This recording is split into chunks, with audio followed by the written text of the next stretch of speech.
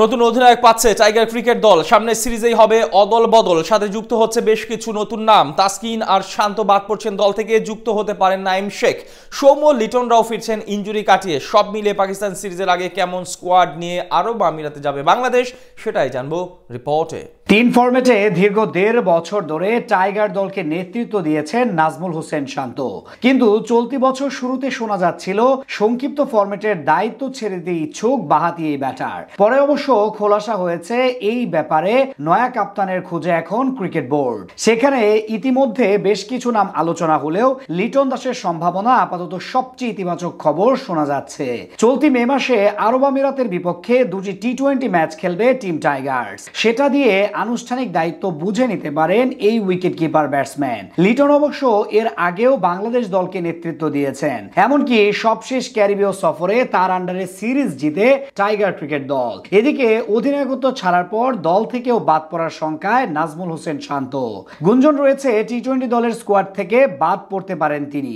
এর জন্য অবশ্য দায়ী তার টানা অফ ফর্ম। শান্তর সাথে এই সিরিজে থাকছেন না বর্তমান সময়ে দেশের সেরা বোলার তাসকিন আহমেদ। সেখান থেকে বলা চলে বেশ কিছু পরিবর্তন ও চমক দেখা যেতে পারে আরব আমিরাত সিরিজে।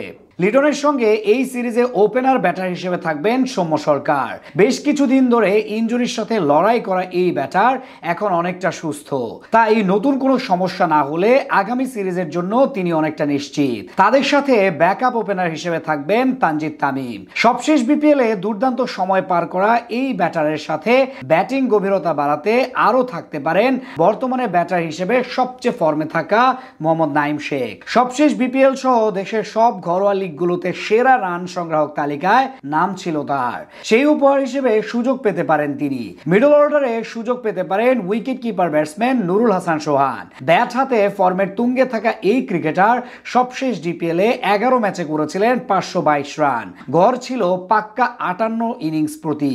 এছাড়া বাংলাদেশ প্রিমিয়ার লিগেও দারুণ করেছিলেন রংপুর রাইডার্সের জার্সি গায়ে। ব্যাটার হিসেবে দলে আরো দুজন থাকবেন, তারা হলেন পাওয়ার হিটার শামীম হোসেন পাটোয়ারি এবং জাকের আলী অনিক। বর্তমান ফর্ম বিবেচনায় এই দুইজনকে যদি দেশের সেরা টি-20 ব্যাটার বলা হয় তাহলেও খুব বড় কোনো ভুল হওয়ার কথা নয়। অলরাউন্ডার হিসেবে থাকতে পারেন শেখ মাহাদি হাসান ও লেগ স্পিনার রিশাদ হোসেন। মাহাদি টি-20 দলের অন্যতম গুরুত্বপূর্ণ সদস্য হিসেবে দীর্ঘদিন ধরে ভূমিকা রাখছেন। অন্যদিকে রিশাদ তো দিন দিন নিজেকে বিশ্বমানের হিসেবে গড়ে তুলছেন। পেস আক্রমণে তাসকিন না থাকতে পারেন কাটার মাস্টার মুস্তাফিজুর রহমানের সাথে থাকবেন তানজিম হাসান সাকিব, হাসান মাহমুদ ও শরীফুল ইসলাম। সেক্ষেত্রে সবশেষ স্কোয়াড থেকে বাদ পড়তে পারেন তরুণ রিপন মন্ডল। আগামী 17 তারিখ সংযুক্ত আরব আমিরাতের বিপক্ষে মাঠে নামবে টিম টাইগার্স।